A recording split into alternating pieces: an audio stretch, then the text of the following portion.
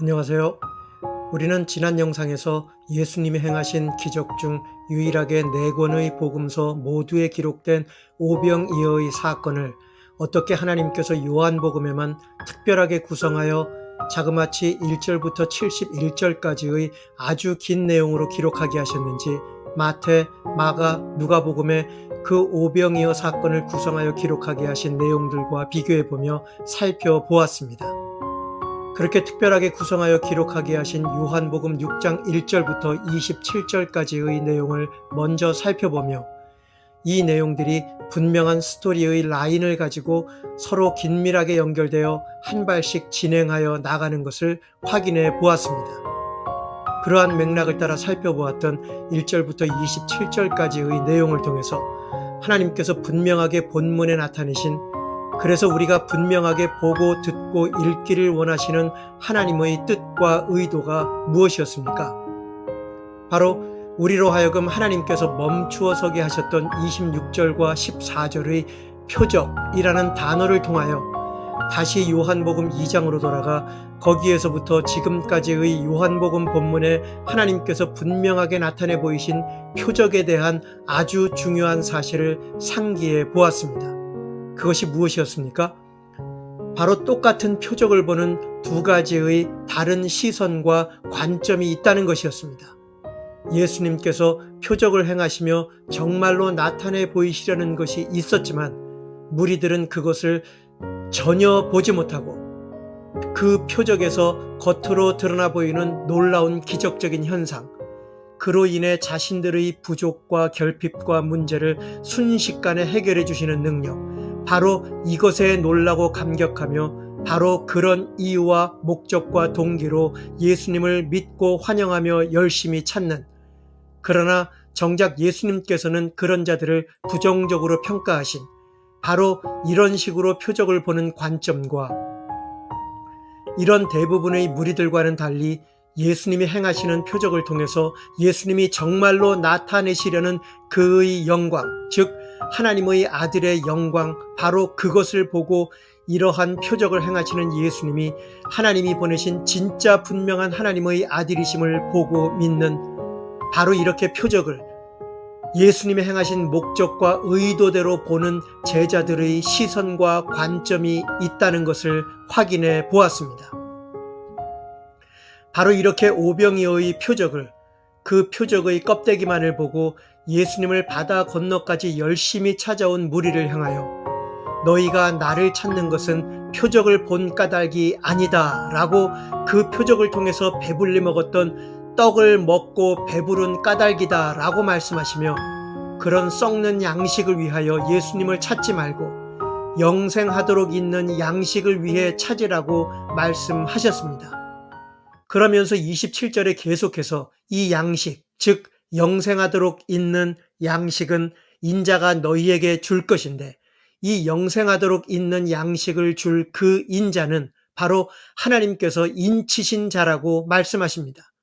여러분, 인자라는 단어가 아주 중요하게 사용되었던 1장 51절 그리고 3장 14절, 이 두 구절 중 특별히 그 중에 절대로 잊어버리지 말아야 할 요한복음 3장 14절을 기억하십니까? 모세가 광야에서 불뱀에 물려 하나님의 심판을 받아 멸망해가는 사람들을 살리기 위해 하나님의 명대로 놋으로 뱀을 만들어 장대에 달아 올렸던 그 뱀처럼 그렇게 반드시 들려져야만 하는 그 인자, 즉 구약의 다니엘서 7장에서 다니엘이 환상 가운데 보았던 바로 그 사람의 아들 같으니 하나님께 모든 권세와 나라와 영광을 받고 때가 되면 그 권세로 세상을 심판하실 바로 그 메시아이신 그 사람의 아들 같으니 바로 그 인자이신 예수님이 자신들의 죄로 인해 하나님의 심판을 받아 멸망해가는 이 세상을 구하시기 위해, 믿는 자들에게 영생을 주시기 위해 이렇게 하나님께서 당신의 아들을 뱀처럼 나무에 반드시 달려 저주받아 죽는 죽음을 죽게 하시기 위해 이 세상에 내어주신 바로 그 인자, 바로 하나님께서 인증하시는 그 인자이신 예수님께서 바로 이 영생에 이르는 양식을 주신다고 6장 27절에 말씀하신 것이었습니다. 바로 예수님이 주시는 이 영생에 이르는 양식을 위하여 일하라고 말씀하신 것이었습니다. 이 말씀을 들은 무리가 예수님께 묻습니다. 우리가 어떻게 해야 하나님의 일들을 하오리까? 그러자 예수님께서 하나님께서 보내신 자를 믿는 것이 하나님의 일이니라 라고 답하십니다. 즉, 영생하도록 있는 양식을 위해서 너희가 할 일은 단 한 가지, 바로 그 양식을 너희에게 주는 그 인자인 나, 하나님께서 인치신 나, 하나님께서 보내신 나를 믿는 것이 바로 너희가 영생하도록 있는 양식을 위해서 해야 하는 단 한 가지 일이라고 말씀하신 것이었습니다. 그러자 무리가 또 묻습니다. 그러면 우리로 보고 당신을 믿게 행하시는 그 표적이 무엇이니까? 하시는 일이 무엇입니까? 라고 묻습니다. 다시 말하면, 예, 믿겠습니다. 믿을 테니까 우리가 당신을 믿을 수 있도록 표적을 행하여 보여주시면 우리가 그 표적을 보고 당신을 믿겠습니다. 라는 말입니다. 여러분, 좀 우습지 않습니까? 이들은 분명히 이들 나름대로의 기준으로는 분명히 오병이어의 표적을 예수님이 행하시는 것을 보고 그 표적을 보고 예수님을 바다 건너까지 쫓아왔습니다. 그런데 예수님을 믿을 테니까 자신들이 보고 믿을 만한 표적을 또 보여달라는 겁니다. 그러면서 우리 조상들은 하늘에서 내린 떡인 만나를 광야에서 먹었다라고 예수님께 말하자 예수님께서는 하늘에서 내린 그 떡은 모세가 준 것이 아니다 라고 말씀하시며, 그러나 내 아버지께서 하늘에서 내린 참떡을 너희에게 주신다 라고, 그 하나님의 떡은 하늘에서 내려 세상에게 생명을 주는 것이라고 말씀하시자 무리들이 주여 이 떡을 항상 우리에게 주소서라고 예수님께 그 떡을 달라고 요청했고, 그런 그들에게 예수님께서는 충격적인 말씀을 하십니다. 어떤 말씀입니까? 바로 내가 그 생명의 떡이다 라고 말씀하신 것이었습니다. 계속 이어서 말씀하십니다. 나에게로 오는 자는 결코 줄이지 아니할 터이요 나를 믿는 자는 영원히 목마르지 아니하리라고. 아버지께서 내게 주시는 자는 다 내게로 올 것이요 내게 오는 자는 내가 결코 내어 쫓지 아니하리라고. 내가 하늘로서 내려온 것은 내 뜻을 행하려 함이 아니요 나를 보내신 이의 뜻을 행하려 함이라고. 나를 보내신 이의 뜻은 내게 주신 자 중에 내가 하나도 잃어버리지 아니하고 마지막 날에 다시 살리는 이것이요 내 아버지의 뜻은 아들을 보고 믿는 자마다 영생을 얻는 이것이니 마지막 날에 이를 다시 살리리라고. 35절부터 40절까지의 이 엄청난 말씀을 하시자 이 말씀을 들은 무리가 수군거립니다. 왜 수군거립니까? 예수님이 자신을 하늘에서 내려온 떡이라고 하신 말씀 때문에 수군거렸다는 것입니다. 이들이 수군거리는 구체적인 말이 무엇이라고 42절에서 말씀합니까? 이는 요셉의 아들 예수가 아니냐? 그 부모를 우리가 아는데 자기가 지금 어찌하여 하늘로서 내려왔다고 하느냐? 라는 것입니다. 자기 아버지가 요셉이고 이렇게 자기 부모가 누군지 우리가 알고 있는데 어떻게 자기가 하늘로서 내려왔다라고 하느냐고 지금 말도 안 되는 소리를 한다고 수군거렸다는 것입니다. 이렇게 수군거리는 무리에게 하시는 말씀이 43절부터 51절의 말씀입니다. 이런 말로 수군거리는 무리에게 너희는 서로 수군거리지 말라라고 하시며 35절부터 40절에서 이미 하셨던 말씀을 44절에서 다시 시작하시며 51절까지 이렇게 말씀하십니다. 나를 보내신 아버지께서 이끌지 아니하면 아무라도 내게 올 수 없으니 오는 그를 내가 마지막 날에 다시 살리리라고 44절에서 말씀하시며, 이렇게 아버지께서 이끄셔서 예수님에게 오는 자에 대하여 45절, 46절에서 하나님의 가르침을 받는, 아버지께 듣고 배운 사람마다 예수님에게로 오는데, 바로 그 하나님 아버지를 본 자, 곧 하나님에게서 온 자인 예수님의 가르침을 통하여 하나님 아버지께 듣고 배운 자가 예수님에게로 오고, 예수님이 지금 가르치시는 대로 예수님이 생명의 떡이라는 말씀을 듣고 배운 자, 그래서 그런 예수님을 믿는 자는 영생을 가졌다고 47절, 48절에서 말씀을 하십니다. 그러면서 계속 말씀을 이어서 너희 조상들은 광야에서 만나를 먹었어도 죽었지만 나는 하늘로서 내려온 산 떡으로 이 떡을 먹는 사람은 영생할 것이라고, 내가 줄 떡은 곧 세상의 생명을 위한 내 살이다 라고 말씀하시자, 이제는 이 유대인들이 서로 다투기까지 합니다. 이들이 다투기까지 하면서 하는 말이 무엇이라고 52절에 말합니까? 이 사람이 어찌 능히 제 살을 우리에게 주어 먹게 하겠느냐 라고, 자기가 하늘에서 내려왔다고 말도 안 되는 소리를 하더니 이제는 자기 살을 우리에게 주어 먹게 한다고, 정말 황당한 소리를 한다고 서로 다투기까지 했다는 것입니다. 이런 반응을 보이는 사람들에게 예수님께서 계속 하시는 말씀이 53절부터 58절까지의 말씀입니다.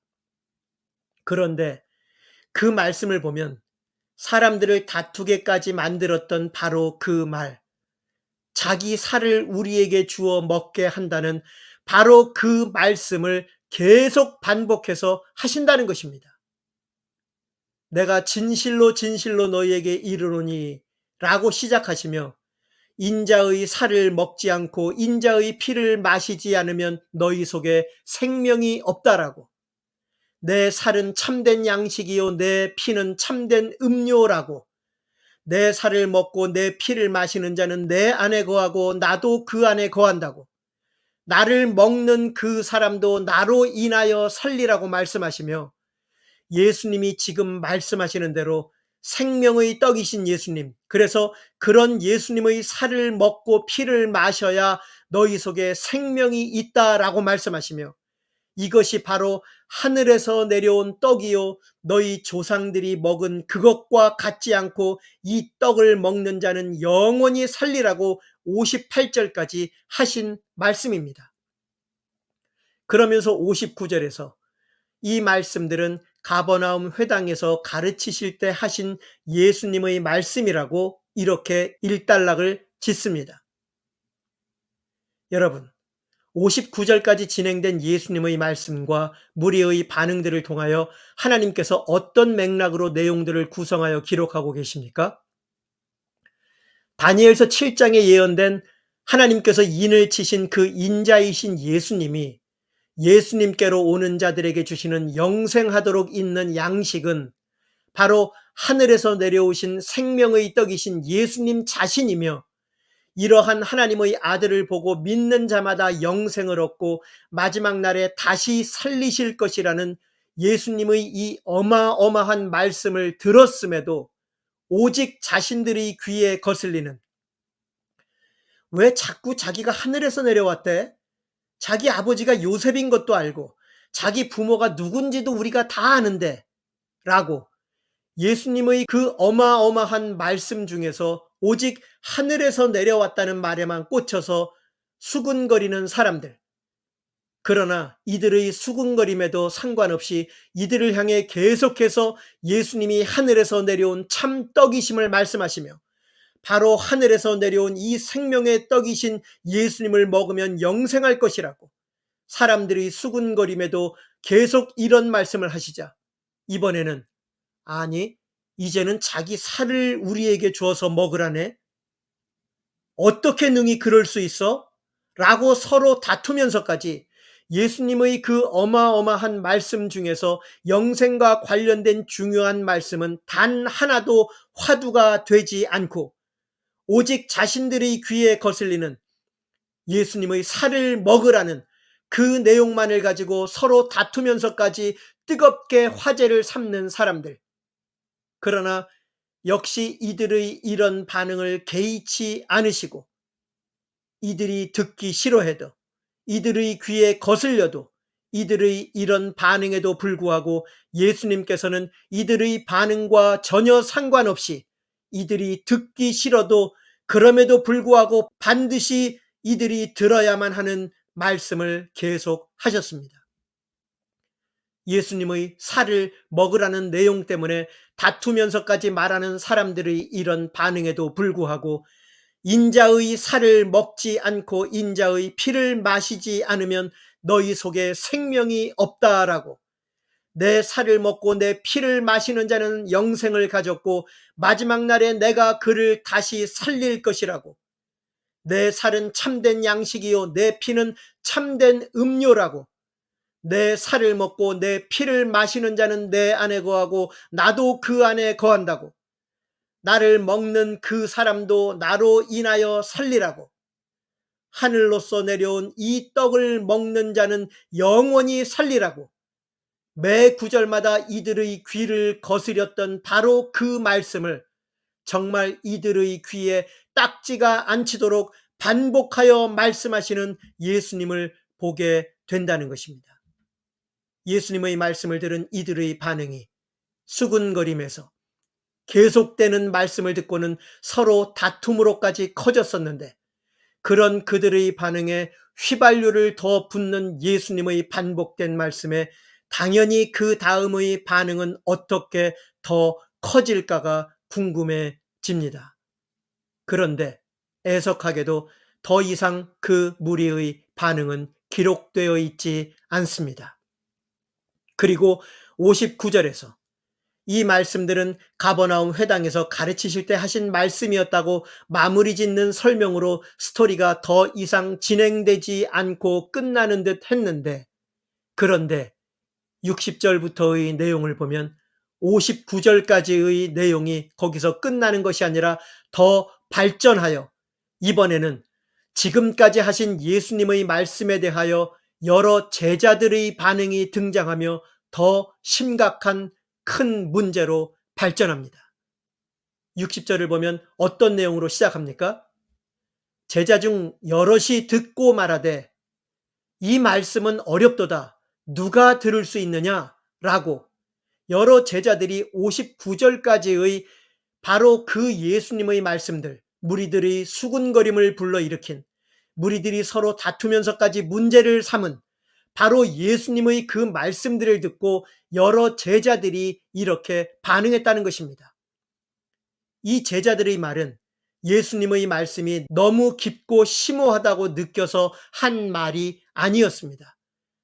이러한 제자들이 예수님이 하신 말씀들에 대해 수군거리는 것을 아시고 예수님께서 그 제자들에게 물으신 말씀을 보면 분명히 알 수 있습니다.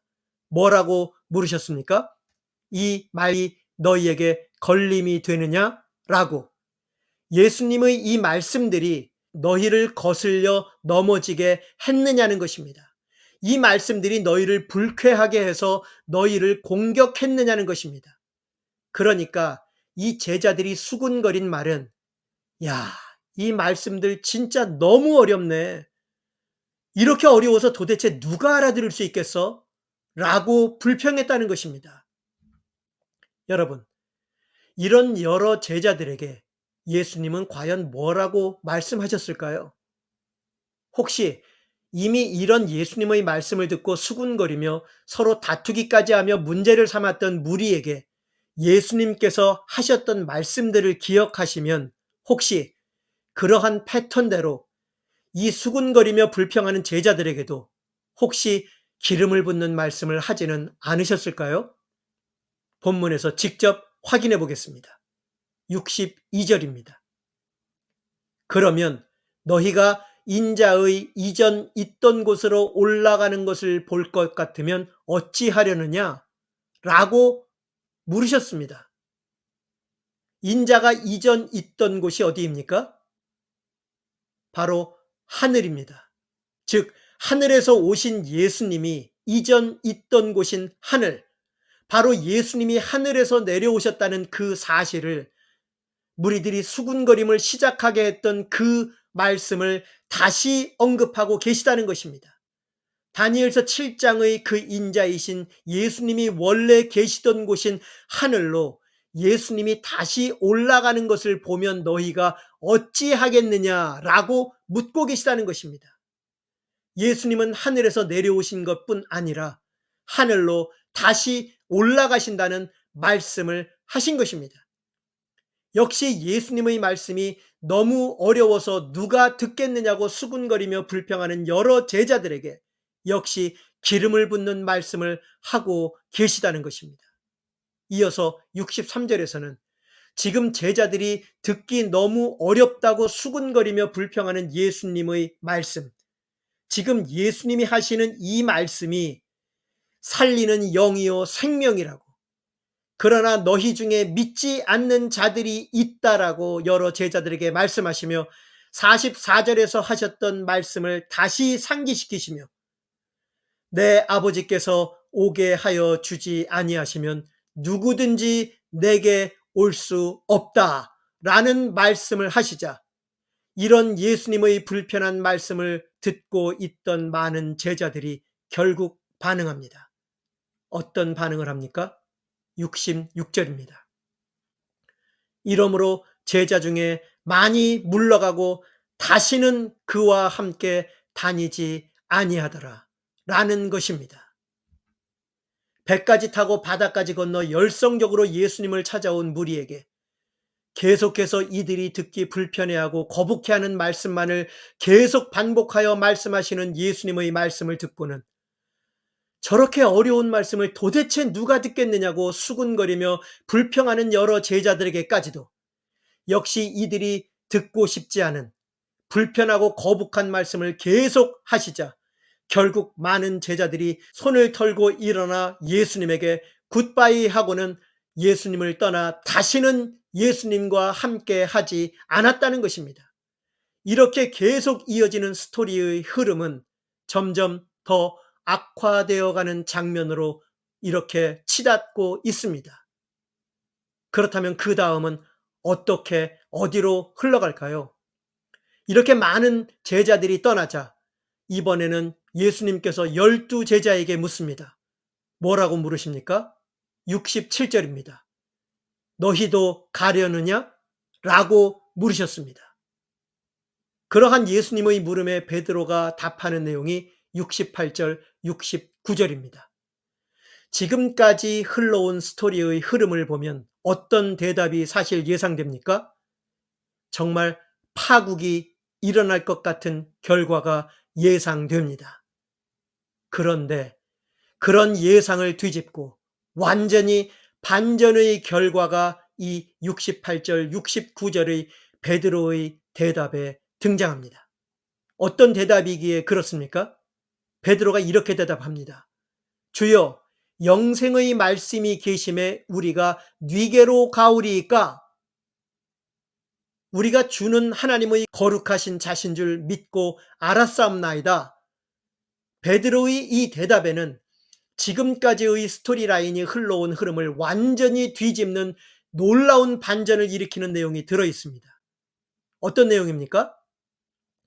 베드로도 역시 예수님이 지금까지 하신 말씀에 대해 언급합니다. 그러나 자신들의 귀를 거스르는 하늘로서 왔다라는, 자신의 살을 먹으라는 이런 말에만 꽂혀 수군거리며 그런 말들로 다투기까지 하며 불평했던 무리와 도대체 저렇게 어려운 말씀들을 누가 알아듣겠느냐며 수군거리며 불평했던 이들의 말 속에서는 단 한 번도 찾아볼 수 없었던 놀라운 내용이 베드로의 대답 속에는 등장한다는 놀라운 사실입니다. 바로 주여, 당신은 영생의 말씀을 가지고 계신데 우리가 누구에게로 가겠습니까? 라는 놀라운 답변을 하고 있다는 사실입니다. 분명히 베드로도 돌아간 많은 제자들처럼 예수님의 이 말씀을 이해하기 어려웠을 것이 분명했을 텐데, 그런데 자신들이 예수님을 떠나가지 않는 이유가 바로 예수님이 영생의 말씀을 가지고 계시기 때문이라는 것입니다. 즉, 지금 예수님이 하고 계시는 말씀은 영생에 대한 말씀을 하고 계신 것인데 우리가 누구에게로 가겠느냐라고 말한 것입니다. 우리가 주는 하나님의 거룩하신 자신 줄 믿고 알았다는 것입니다. 즉, 이미 예수님께서 행하신 표적을 통하여 나타내신 그의 영광, 하나님의 아들의 영광을 보고 우리는 예수님을 그런 분으로 믿고 알았기 때문에 그런 하나님의 아들이 분명하신 분께서 영생에 대한 말씀을 지금 하시는데 우리가 누구에게로 가겠느냐라고 말했다는 것입니다. 베드로의 이 대답 속에서 우리는 정말 놀라운 사실을 발견하게 됩니다. 그것이 무엇입니까? 바로 영생이라는 단어입니다. 이 영생이라는 단어는 예수님께서 무리에게 말씀하시기 시작한 26절부터 58절까지의 말씀 속에서 예수님께서 핵심으로 사용하셨던 단어였기 때문이었습니다. 27절에서 썩는 양식을 위하여 일하지 말고 영생하도록 있는 양식을 위하여 하라. 이 양식을 인자가 너에게 주리니 라는 말씀에서 40절에서 내 아버지의 뜻은 아들을 보고 믿는 자마다 영생을 얻는 이것이니 마지막 날에 내가 이를 다시 살리리라는 말씀에서 47절에서 진실로 진실로 너에게 이르노니 믿는 자는 영생을 가졌나니 라는 말씀에서 51절에서 나는 하늘로서 내려온 산떡이니 사람들이 이 떡을 먹으면 영생하리라. 나의 줄 떡은 곧 세상의 생명을 위한 내 살이로라는 말씀에서 그리고 54절에서 내 살을 먹고 내 피를 마시는 자는 영생을 가졌고 마지막 날에 내가 그를 다시 살리리니 라는 말씀에서 그리고 마지막 말씀이었던 58절에서 비록 영생이라는 단어가 직접 쓰이진 않았지만 이것은 하늘로서 내려온 떡이니 조상들이 먹고도 죽은 그것과 같지 아니하여 이 떡을 먹는 자는 영원히 살리라고 이렇게 영원히 살리라는 바로 이 영생에 대한 예수님께서 말씀하신 것이 26절부터 58절의 예수님의 말씀의 핵심이었다는 것을 정말 놀랍게도 베드로는 명확히 인식하고 있었다는 정말 놀라운 사실이라는 것입니다. 예수님이 십자가에 죽으실 것이라는 사실을 역시 전혀 알지 못했던 베드로에게 6장에서 무리에게 하신 예수님의 이 말씀들은 당연히 베드로도 이해할 수 없는 정말 듣기 어려운 말씀이었을 것이 분명했을 텐데 그런데 베드로는 예수님의 행하신 표적을 통해서 예수님이 나타내신 그의 영광, 하나님의 아들의 영광을 보고 예수님을 그런 분으로 믿고 알고 있었기 때문에 비록 하시는 말씀이 이해하기 어려웠어도 그 하나님의 아들이신 분이 하시는 말씀이기에 그 하시는 말씀을 귀 기울여 들었다는 것입니다. 단순히 듣는 것이 아니라 비록 이해하기는 너무 어려운 말씀인 것이 분명했지만 그래도 하나님의 아들이신 예수님이 하시는 말씀이기에 무엇을 말씀하시는 것인지를 파악하려고 집중하여 예수님이 반복해서 말씀하시는 말씀의 맥락 속에서 분명히 영생에 관하여 영생에 대하여 하시는 말씀이라는 사실을 정확하게 파악했다는 정말 놀라운 사실입니다. 그리고 이것이 바로 예수님을 떠나지 않는 이유라고 말하고 있다는 사실입니다.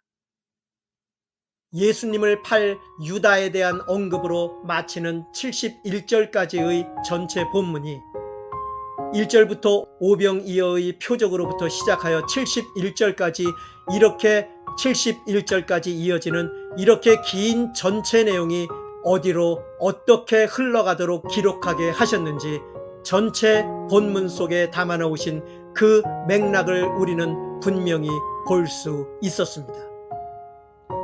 그렇게 전체 본문 속에 담아 놓으신 맥락을 통하여 나타내시는 전체 본문을 통하여 하나님께서 우리에게 보고 듣고 읽기를 원하시는 하나님의 의도와 뜻은 무엇이었습니까? 하나님께서 보내신 하나님의 아들이 분명하신 예수님께서, 하나님께서 인을 치신 다니엘서 7장의 그 인자이신 예수님이 영생하도록 있는 양식을 주시며, 그 영생하도록 있는 양식은 바로 하늘에서 내려온 생명의 떡이신 예수님 자신이라고. 그래서 이러한 예수님을 믿음으로, 그 믿음을 통하여 예수님의 살과 피를 먹고 마심으로 영생을 얻는다는 이러한 예수님의 놀라운 말씀에 대하여, 이런 똑같은 말씀을 들었지만 그 들은 말씀에 대해 반응하는 무리와 돌아가서 다시는 예수님과 함께 다니지 않은 많은 제자들의 반응과, 그리고 그들과 완전히 상반되는 베드로의 반응의 차이를 보게 된다는 것입니다.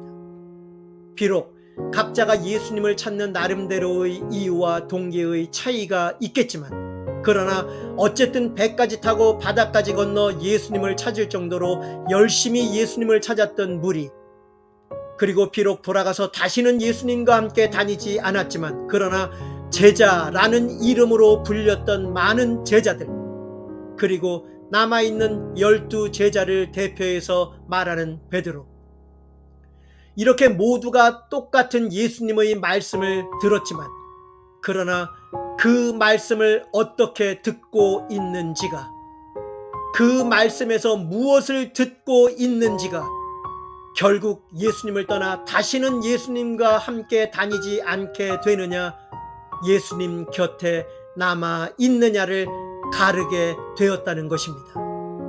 그래서 모두 각자 다른 이유와 동기로 예수님을 찾고 따랐겠지만 결국 이들 중에 누가 하나님 아버지께서 예수님에게 오게 하여 주셔서 영생을 얻게 하시는 자인지 아닌지가 바로 이것으로 판명된다는 사실을 우리에게 본문을 통하여 분명하게 나타내 보이며 말씀하고 계시다는 것입니다.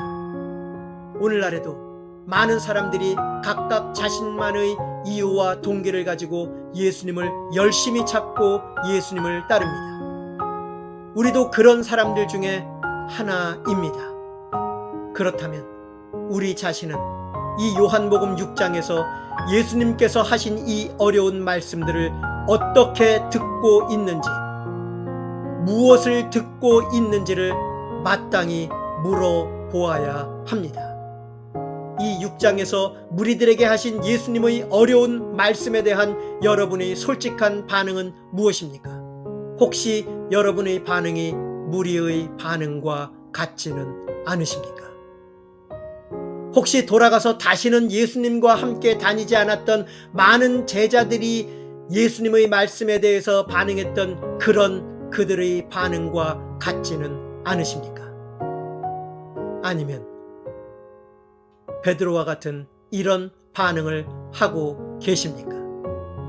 이렇게 많은 사람들이 예수님을 찾고 따르지만, 그렇게 예수님을 찾고 따르며 예수님께서 하시는 똑같은 말씀을 듣지만 그들 중 과연 누가 하나님 아버지께서 예수님에게 주셔서 영생을 얻게 하시는 자인지 아닌지를 본문을 통하여 분명하게 말씀하시는 이런 하나님의 말씀을 진지하고 심각하게 받아 그 말씀을 마음속에 깊이 두고 우리 모두가 하나님 아버지께서 예수님에게 주셔서 영생을 얻는 자가 될 수 있게 되기를, 그러기 위해서는 베드로가 그랬던 것처럼 요한복음을 통해 예수님께서 하시는 말씀들을 비록 어려워서 다 이해하지는 못해도 하나님의 아들이 분명하신 분이 하시는 말씀이기에 그런 분이 도대체 무엇을 말씀하시는지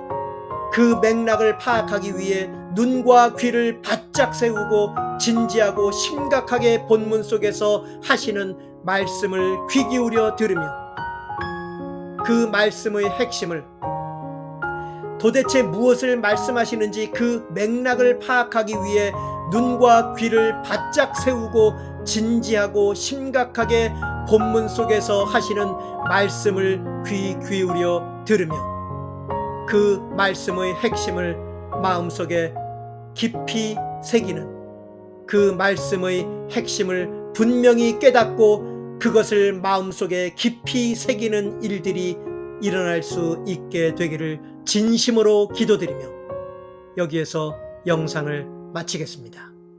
지금까지 온리 바이블 오직 성경이었습니다. 감사합니다.